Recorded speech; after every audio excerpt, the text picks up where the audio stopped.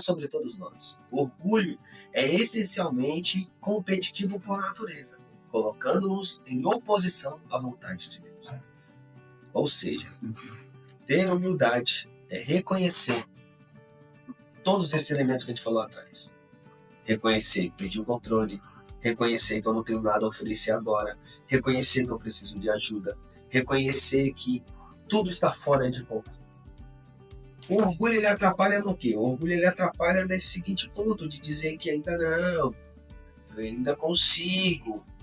Não, olha para mim, vocês não sabem. E aqui entra muita, além da arrogância, entra muito a autopiedade. Você não entende, você não consegue ver como minha vida é, você realmente não consegue olhar como eu sinto, e você não sabe o que eu passei, você não sabe como é.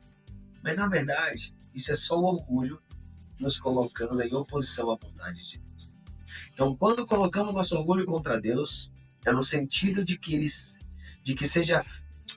quando lançamos nosso orgulho contra Deus, é no sentido de que seja feita a nossa vontade, não a dele. Nosso desejo de competir com a vontade de Deus dá vazão desenfreada aos desejos, apetites e paixões desordenados. Ou seja, nesse ponto, eu estou afirmando que tudo que eu quero, tudo que eu vou conseguir, ou tudo que eu estou trilhando para ser, fazer, é melhor do que o que Deus tem para mim. E isso é uma grande ilusão. O orgulho não consegue aceitar que sua vida seja dirigida pela vontade de Deus. Ele se opõe e obscurece sua percepção de verdade, impossibilitando que Deus realize sua obra em sua vida. À medida que você tiver disposição diante desses sentimentos e de admitir os problemas que está enfrentando, seu orgulho será gradativamente substituído pela humildade. Ou seja, enquanto a gente está preso no orgulho, dizendo que a gente não precisa, dando justificativas, mostrando que não, você está exagerando, olha, você não entende, eu tô assim por causa de A, de B, de C, eu tô assim porque isso aconteceu, eu tô assado, e vai justificando, seja qual for o ponto, vai justificando o uso continuar, não tem como Deus agir, porque Deus ele age no livre-arbítrio. Todos nós, eu e todos os que eu convivi em recuperação, a vida começou a mudar quando estendemos a mão e disse: Deus, eu não aguento mais. Me ajuda, me ajuda, me ajuda. Sem reserva. Aí as coisas começaram a acontecer. Ou seja, admitir o problema e aceitar a ajuda. Quando cedemos a nossa dependência, mentimos para nós mesmos e para os outros. Mas não podemos enganar-nos para sempre. Fingimos estar bem, cheio de arrogância, prepotência e desculpa, mas bem lá no fundo sabemos a verdade. A voz de Cristo continua a lembrar-nos. Sabemos que estamos deslizando por uma ladeira escorregadia rumo a sofrimentos cada vez maiores. Ou seja, no uso, na dependência, não existe um lugar onde eu vou me sentir melhor. É progressivo, cada vez pior, cada vez mais difícil, cada vez mais doloroso, cada vez causando mais dor aos nossos. E sempre após o uso tem o que a gente chama um sentimento de... Eu falava com alguns amigos, né, na recuperação, é um sentimento de morte. Por quê? Depois que passa aquela parte de anestesia do sentimento, a gente entra numa espécie de depressão profunda. E foi assim que eu cheguei, infelizmente, a 4 tentativas de suicídio. Porque a gente lidar com a realidade de novo e ver as consequências do que estamos fazendo e ver que isso de fato não vai melhorar a nossa vida e só tende a piorar. Mas agora estamos amarrados naquela cordinha lá que a gente lia lá atrás, né, de como se fosse de seda, mas que ela tem um peso gigantesco que não nos deixa caminhar. Negar essa verdade é um trabalho tão árduo que é um grande alívio finalmente admitirmos que temos um problema. Com isso permitimos uma minúscula esperança entre nossa vida. Quando admitimos para nós mesmos que temos um problema e buscamos ajuda, abrimos espaço para que a esperança cresça. Se chegamos a esse ponto, estamos prontos para dar o primeiro passo rumo à recuperação. Ou seja, parece que é o contrário, mas quando a gente admite, eu lembro hoje, assim, quando eu fui internado por uma overdose, fiquei 3 dias de UTI, E ali foi o meu fundo do poço, porque eu cheguei naquele estado e pensei, acabou, não tem para onde eu ir agora. Essa tragédia mudou minha vida, porque agora todo mundo sabia que agora todo mundo tinha acesso à informação do que estava acontecendo comigo. E aí eu já tinha vergonha, tudo que eu lutei tanto para esconder veio à luz. Não havia mais o que fazer. E de uma certa maneira, aquilo foi um alívio, porque eu não precisava me esconder. Mas agora eu precisava lutar para sair. Mas ainda, naquele estado, eu ainda não via como sair. Por quê? Porque eu pensava, poxa, agora minha esposa me deixou, eu não vou ver minha filha, o que eu vou fazer da minha vida? O que vai ser agora?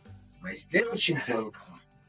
E eu lembro com muito carinho uma memória que eu nunca vou me esquecer. A minha esposa entrou naquele hospital, pegou na minha mão, chorando, e disse, amor, naquele altar, eu disse que seria na alegria, da tristeza, na saúde e na doença, até que a morte nos separe. Você quer ajuda? Essa frase foi a que me deu a primeira, aqui, ó, a minúscula esperança de mudança.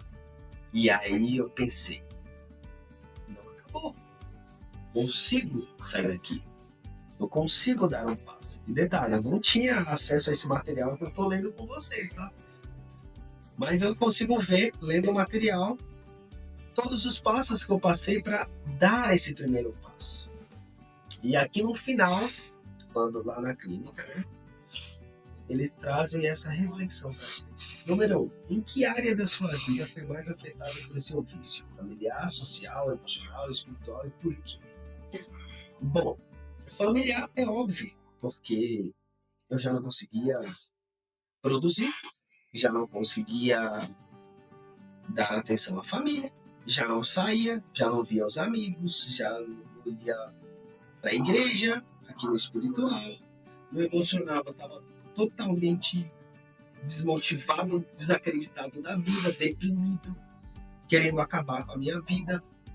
Então, assim, como uma pessoa dessa vai conseguir ter alegria? Não tinha alegria na minha vida, só tinha tristeza, só tinha loucuras e dores. E aqui vem 2. Quais as consequências sofridas pela sua dependência? A destruição moral, ninguém acredita mais na gente. A dor de estar magoando, destruindo a sua família. A dor de não ser ninguém, de não ser conhecido, de não parece que eu não vou conseguir mais nada na vida.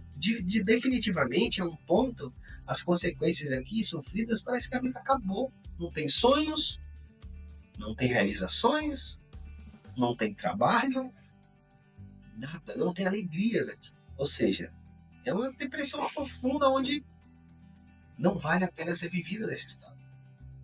Agora, você tem dificuldade de assumir que é impotente perante o seu vício?